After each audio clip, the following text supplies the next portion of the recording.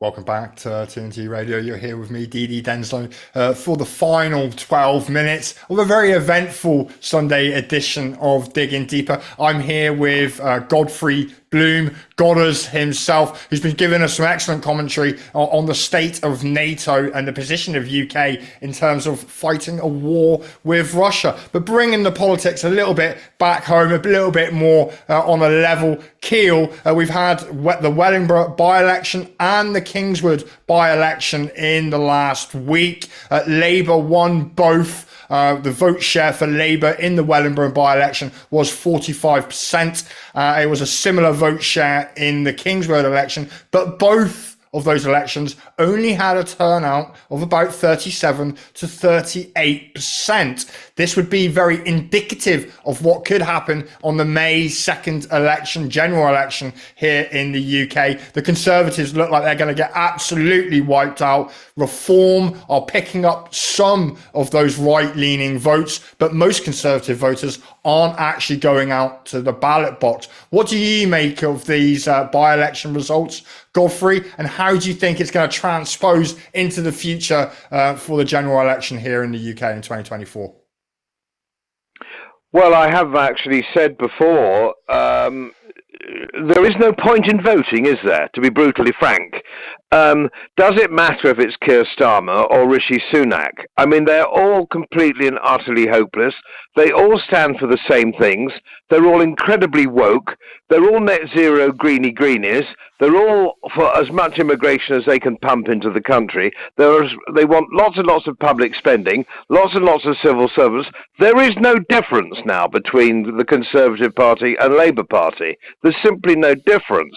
So the reason that you're now getting down to 37%, which is a disastrously low turnout, I think that will be probably true of the general election, because people will say, why? And when I was campaigning for Brexit, Darren, some years ago, so many people said to me, I'm going to vote this time because my vote counts. It's a referendum, and so if I vote, it will be counted. Well, when I go to the pub and stuff and speak to people, say, what's the point now? It doesn't make any difference if I vote because I'm still going to get the same kind of people. And I think that's the problems, and the Conservative Party have brought it on themselves, haven't they? I mean, you could argue, Godfrey, that my Brexit vote didn't count. I know Brexit was on paper delivered, or at least from the mouth of Boris Johnson. Oh, I've delivered Brexit, but it hasn't really been delivered. We've never seen any of the benefits of Brexit. Within a month of Brexit finally being signed on the dotted line, we had the COVID pandemic. I do wonder, as a conspiracy theorist, whether that was some sort of punishment. What can we do as an alternative to voting on May the 2nd to send a message other than not turning up to our government? Well, it's extremely difficult, and I do sympathise with people who have been disenfranchised, which of course is round about 70% or 60% of the entire electorate. You're quite right about Brexit, but the problem we have is if the electorate is a train and we're all on the train, and everybody on the train wants to go to Scarborough, if the driver and the signalman want to go to Manchester, it doesn't matter how many people on the train want to go to Scarborough, you're going to end up in Manchester. And of course, the entire civil service wanted to remain. Parliament wanted to remain, the House of Lords wanted to remain. So consequently, when we got Brexit, we didn't really get Brexit because the people who had the levers of power didn't want it. So we haven't rescinded any EU legislation. We're still paying them billions of pounds for one reason or another every year. We're their biggest customer, the European Union. We're a massive customer. We should be calling the shots, but we're always cap in the hand. It's very, very difficult. Who do you vote for? Well, there was room for another political party, wasn't there? But then, of course, it looked like it might possibly be reform. And then you've got an idiot like Tice running it, who pops up instead of at a by-election where he should have been in Clacton, in the Ukraine, looking like a crazed lunatic. If you saw that picture of him, he was pushing the jabs. He was a great jab salesman. He was getting together with Hancock, suggesting that we ought to lock people up if they didn't have the jab. He's wishy-washy on the Dover problem, the illegal immigration problem, which, of course, as you and I both know, I could stop tomorrow morning because I could mobilise the Royal Navy and the Royal Marines and just tow them back. So all this hand-wringing of business, oh, what can you do, is absolute nonsense. And I would certainly vote for the first political party that would say, we'll mobilise the Royal Navy and we will tow them back. And for those who are here in four-star hotels, we will also put them on a bloody great ship and take them back from wherever they came, which is mostly is Africa, the Horn of Africa, and parts of the Middle East.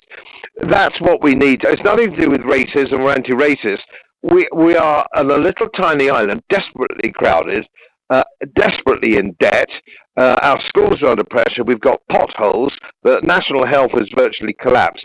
We cannot accept all these people. They have to go back. I haven't heard anybody saying that. And I think if anybody did come up and say that, they would get elected. But at the moment, nobody's saying it. So who do you vote for? I thought it might be Reform. Very sad. Not them at all. They're really sort of the Conservative Party, a wing of the Conservative Party by the look of it. Yeah, controlled opposition would be the phrase that many people are listening right now, and that's exactly what I think of both Farage. I'm a little bit wishy-washy on, but Tice almost certainly. But there does seem to be a lot of support for Reform. They have increased their vote share to about 10, 12, 13%. Whether that will be enough to make any impact on the general election, I don't know. But there is another party who is actually calling for the deportation of all the illegal immigrants, living it up in four-star hotels here in the UK, and putting the Navy into the English Channel to protect our borders. It's probably a party quite close to your heart, I think, Godfrey, and that's UKIP.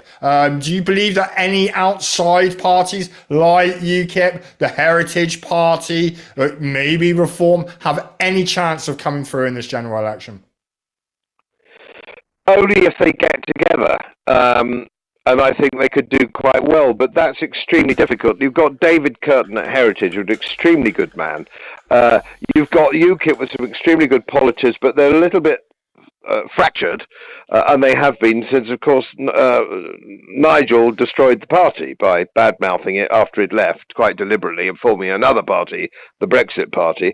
So UKIP is suffering, and I think perhaps if we had a new party, call it what you will, and all those people got together, all the UKIP people, the Heritage Party, the Libertarian, and the Reform people, with the exception of Tice, if all they got together, there would be, a united front. But it's not looking like that at the moment, is it?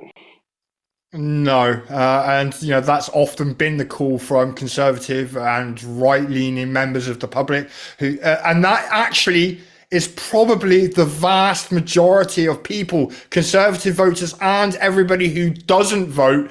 They would form a massive voting bloc. It's just that they've got no one to vote for, and none of these smaller right-leaning conservative parties who are standing against some of these woke issues, whether it's immigration or transgenderism or climate change, none of them really want to come together. Do you think that's because of ego? Do you think that individually their egos are too big and that's preventing them from working together? That is my wife's view. And I have to say that I think she's probably right. Yes, and of course, it's all about ego. All politics is about ego, certainly up the slippery pole, as it were. It's about ego. And plus, of course, the fact that in order to get to the top of your party, you have to be a sociopath. There is nobody that I know, certainly of cabinet rank, for example, at the moment, who is not a preclinical sociopath. And of course, when you come to the Boris Johnsons of this world, who can sacrifice 200,000 or 300,000 young Ukrainians, in order to impress the neocons in Washington, you're dealing with psychopaths who should be in prison. But who'd go into politics? I mean, I went into politics for Brexit. No other reason. I was a businessman, a professional man, and I wanted Brexit, and an opportunity came, and I did. But I didn't want to go into politics, party politics per se. You know, party politics is disgusting. The people you meet in the main in politics are ill-informed, very stupid, and very dishonest. That is 99% of your politicians. And I don't care who you interview, Darren. That's what they'll be. Are they selected for those reasons, though? And I use the word selected deliberately. Are our politicians in the positions that they are because they are the lowest common denominators? They are incredibly obedient. A trait that I fear the most in Keir Starmer. He's very, very obedient, and probably will listen to his trilateral masters. Do we have the lowest common denominators in positions of power, Godfrey? We're coming to the end now. Yes, we do. And of course, they're all beholden to the World Economic Forum, which is where they get their instructions from, which is why they're all the same. So we have a Prime Minister who's WEF, an ex-Goldman Sachs, a Chancellor, and all the other levers of power. So we have the Archbishop of Canterbury, King Charles III, are all devotees and agents of the WEF. So consequently, it's very difficult to get out, but maybe continental farmers will save us. Who knows? It could be the farmers, a peasants' revolt. Godfrey, I know we've had a few problems with the sound, but it's been fantastic talking to you. Thanks ever so much for your time today, this Sunday. I hope you have a good day. And to everybody who's been listening, thanks for persevering. You know that you get the truth here on TNT Radio, and I will be back next week with some more fantastic guests. Thank you very much. Stay with us on TNT Radio. As most of you know, my work is very heavily independently research-based. And I get my information from all over the world. It would help if you press the subscribe button and the little bell next to it, because the more subscribers I have, the more likely it is that international independent research institutes will share their material with me. It's most helpful, and then of course I automatically share it with you. So, surprise, won't cost you anything. Thank you very much.